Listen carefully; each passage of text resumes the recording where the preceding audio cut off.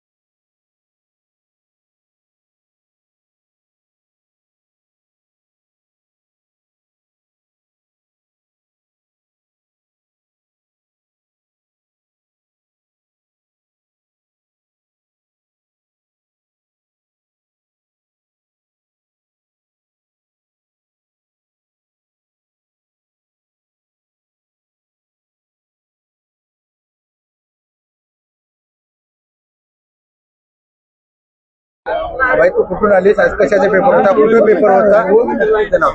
मी नांदेडचे आहे, आनंदवरून आले. माझा इथं सीईटीचा पेपर होता.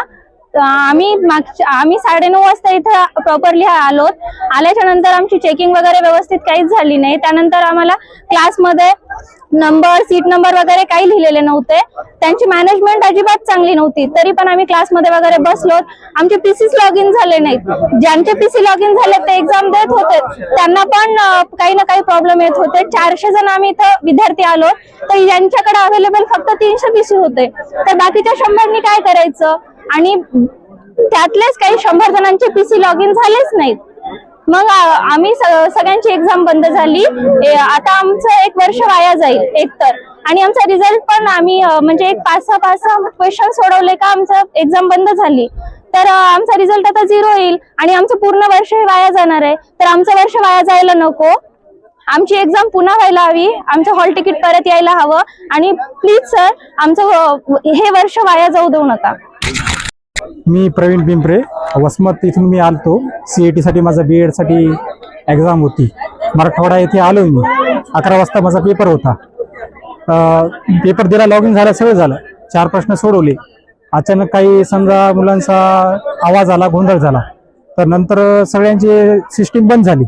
तर नंतर कळलं तर काही मुलं समजा ज्यांची कॅपॅसिटी होती त्याच्याहून जास्त मुलं आले, त्यांना कम्प्युटर भेटले नाही, त्यामुळे गोंधळ झाला. आणि काही मुलांचं सर्व बंद झालं.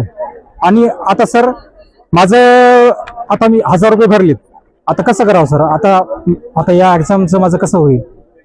हे विद्यार्थ्यांचं यावर्षीचं नुकसान होणार. सर्व कोण आहे?